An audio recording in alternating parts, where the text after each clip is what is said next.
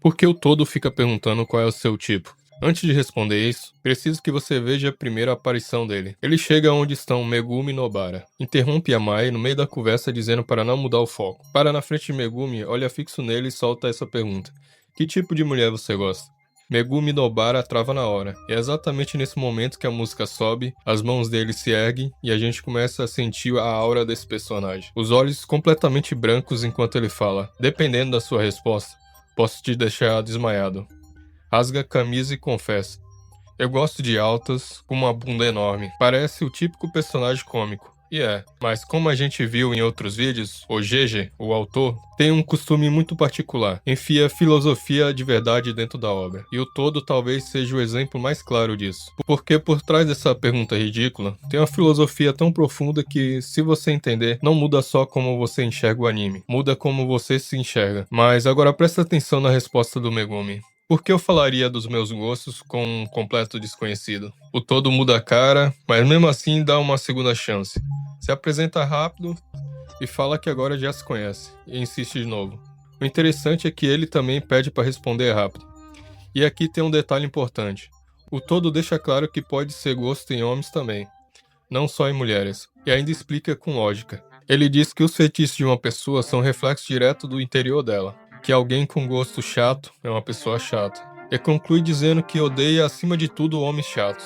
Pergunta de novo e o Megumi responde: não tenho preferência física. Me basta alguém de caráter inabalável. A Mai e a Nobara balançam a cabeça porque soa bem. Sendo honesto, soa bem maduro. Mas o todo começa a chorar de decepção. E sem mais nem menos, parte pra cima do Megumi com uma força absurda. Então por que o Megumi reprovou no teste do todo? Para entender, a gente precisa ver o que aconteceu quando ele fez a mesma pergunta para o Itadori. Porque essa pergunta é muito mais profunda do que parece. O Itadori vai de cabeça contra o todo, sem medo nenhum, mas o todo devolve na mesma moeda e deixa ele largado lá no chão. Convencido que já estava bom, vira as costas e vai embora. Mas o Itadori se levanta. Aí o todo se empolga e quase no instinto solta a pergunta mística. Que tipo de mulher você gosta? O Itadori fica confuso, pergunta por que ele tá fazendo isso no meio de uma briga. E o todo responde que só tá testando ele. Aí o Itadori não pensa muito e fala: altas, com uma bunda enorme, tipo a Jennifer Lawrence. A música muda, a expressão do todo muda, a câmera fecha no rosto dele e o anime vai direto pra cabeça do personagem.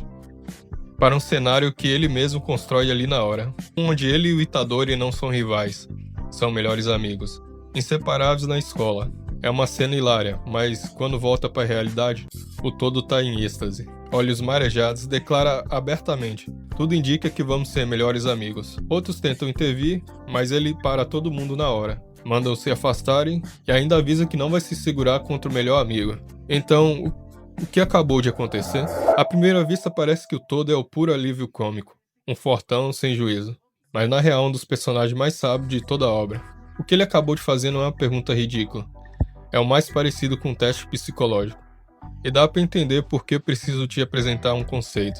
A palavra persona vem do latim, era o nome das máscaras que os atores usavam no teatro romano. E o fundador da psicologia analítica, Carl Jung, pegou essa palavra e explicou que a persona, a máscara, te obriga a assumir um compromisso com a sociedade sobre o que você deve aparentar ser. É um papel que a gente aceita interpretar nesse cenário gigante que é a vida. Fala pra mim, qual papel você interpreta? O estudante exemplar? O cidadão responsável? Aquele que sempre tem tudo sob controle? Jung alertava que o perigo real não é ter máscara. É esquecer que você tá usando uma. É se tornar o papel. E foi exatamente isso que o todo detectou no Megumi. O Megumi não respondeu o que sente, respondeu o que a máscara do garoto sério acha que é correto dizer. Me basta alguém de caráter inabalável. Soa muito maduro, soa muito bem, mas é uma resposta construída pelo intelecto, não pelo instinto.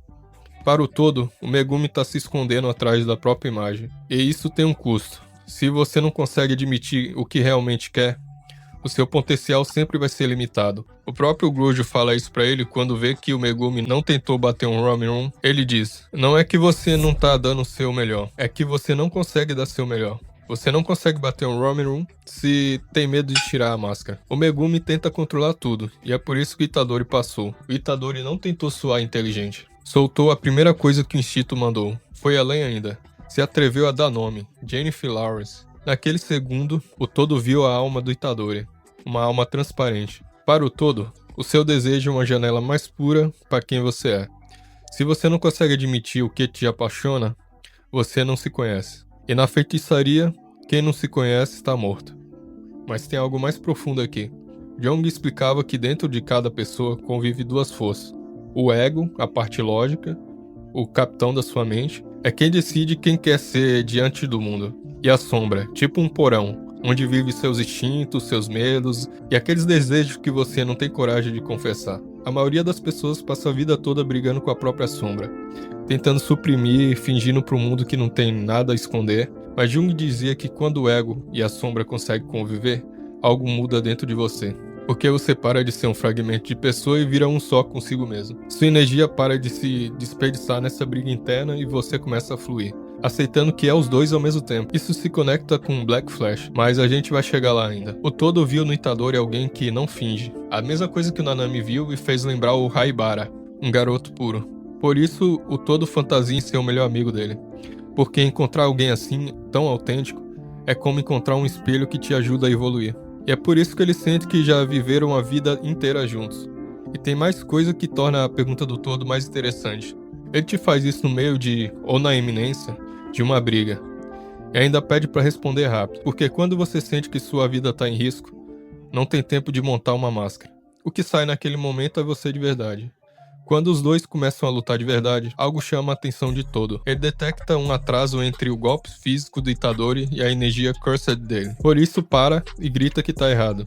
Explica que se ele se confortar com isso, nunca vai vencer. E que se for conformista nesse nível, não vão poder mais ser melhores amigos.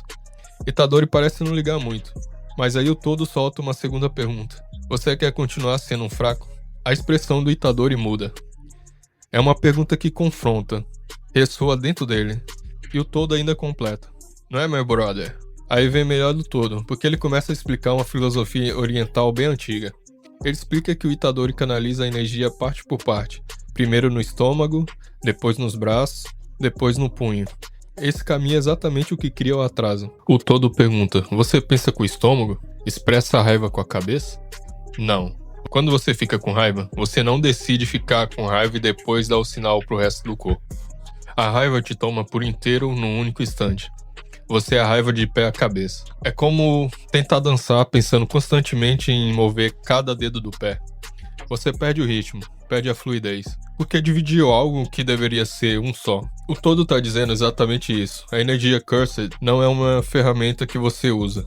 É uma extensão de tudo que você é. Se você enxerga como partes separadas, a energia precisa fazer um caminho, e esse caminho cria o atraso. Mas se você é só um consigo mesmo, a energia não vai em direção ao golpe, ela já está no golpe, porque você é o golpe. O todo está pedindo algo muito mais difícil do que só fazer força. Está dizendo para tentar e começar a fazer. E isso vai direto ao Black Flash. O Black Flash é um fenômeno que acontece quando a energia Cursed impacta numa milionésima de segundo depois do golpe físico. Uma sincronia tão perfeita que o próprio espaço se distorce.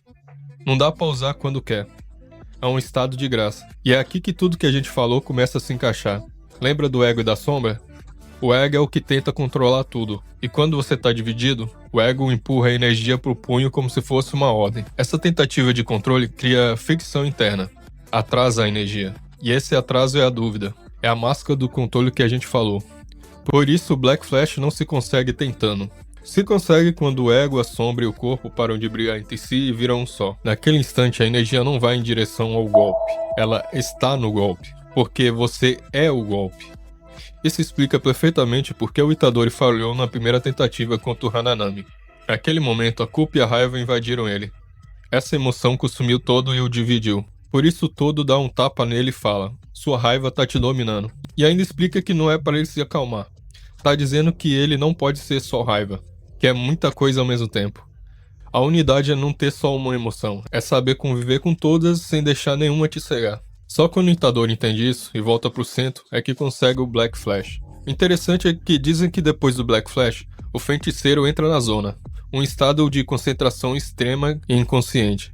Você está fazendo a luta. E você não está mais pensando na luta. É exatamente o que o Todo vinha ensinando desde o começo. Parar de tentar e começar a ser. É o momento que você finalmente para de brigar com quem você é. E curiosamente, Jung explica que quando a sombra e o ego se unem e se integram, acontece um processo de totalidade psíquica, maturidade e transformação profunda. Ele ainda diz que quando isso acontece, você para de ser vítima dos seus próprios impulsos e vira dono da sua integridade. Flui com tudo ao redor porque não tem mais briga interna. Sua energia vital vive em harmonia. E quando todo chega em Shibuya, encontra um Itadori destruído, em plena crise, tomado pela culpa pelo que o Sukuna fez, por não ter conseguido salvar Nanami e nem a Nobara. Mas o Todo, fiel ao que é, não dá abraço. Dá uma confrontação. Fala que escolher o caminho do feiticeiro significa aceitar um peso, e que ficar paralisado na culpa pode até ser uma ofensa para quem já foi. E lança de novo uma pergunta. O que eles deixaram nas suas mãos? E é aí que o Itadori reage. E acho que aqui o Todo dá uma das lições mais honestas de toda a obra. Ele fala: não precisa me dar uma resposta agora, mas não para de andar até encontrar. Se não consegue correr, caminha. Se não consegue caminhar, vai engateando. Mas se mexa, porque a dor e a culpa são como areia movediça. Se você para, elas te afundam. Isso pra mim é incrível, porque em Guerra Mundial Z, o Brad Pitt explica que o movimento é vida. Para o Todo, ficar parado é se render. E a recuperação do Itadori é poderosa, exatamente porque é honesta. Tentei pegar o caminho fácil. Cheguei a usar meus pecados como desculpa para fugir. Aí tá o fechamento desse círculo. O Itadori entende e aprende com o Todo que a união do ego e da sombra significa que você é um ser humano complexo. E que consegue aceitar tanto sua luz quanto a sua escuridão. E o Todo é o único capaz de enxergar além da máscara de vítima do Itadori. Por isso ele consegue lembrar ele de quem realmente ele é, com uma vontade que não quebra. Por isso fala: mano, um cara grande como você não pode se abater com uma coisa tão pequena. Voltando pro Todo, você já se perguntou por que a técnica dele, o Boogie, é literalmente um aplauso? Isso é profundamente simbólico por 3 motivos. O primeiro é que em muitas tradições orientais, o aplauso é usado para quebra de fluxos de pensamentos. Dizem que o aplauso é um som seco, instantâneo, que te traz de volta para o aqui e o agora de uma vez. Quando o Todo aplaude, obriga o mundo e o rival de mudar de perspectiva num instante. É a representação exata do que ele prega. Ou você se adapta à mudança, ou fica para trás. O segundo é que, para um aplauso soar, você precisa de 2 mãos. Não dá para aplaudir com uma só. E esse ato físico que representa tudo que a gente falou. A escuridão e a luz. A mão direita e a esquerda. O ego e a sombra. Boogie só funciona quando tem um encontro. Um choque. O poder real nasce de aceitar todas as suas partes. E o terceiro, que Boogie é uma técnica de troca de posições. É a expressão máxima de alguém que entende que a identidade não é rígida. O Todo não se apega a um lugar, ele flui. Num segundo é o atacante, no outro é o suporte. Se você se identifica demais com uma posição, fica previsível. Se está disposto a mudar num aplauso, fica invencível. Uma pessoa precisa estar em comunhão com o próprio ser em cada fase da vida para continuar vivendo em harmonia, aceitando a sombra e a luz. E é aqui que Todo é magnífico. Em Shibuya, ele perde uma mão, perde a capacidade de aplaudir sozinho, mas no mesmo momento flui, corta a própria mão e quando o Mahito se aproxima, o Todo resolve de um jeito espetacular, aplaude com a mão do Mahito. Alguém preso na própria máscara não conseguiria fazer isso. Seria uma condição grande demais para a identidade dele.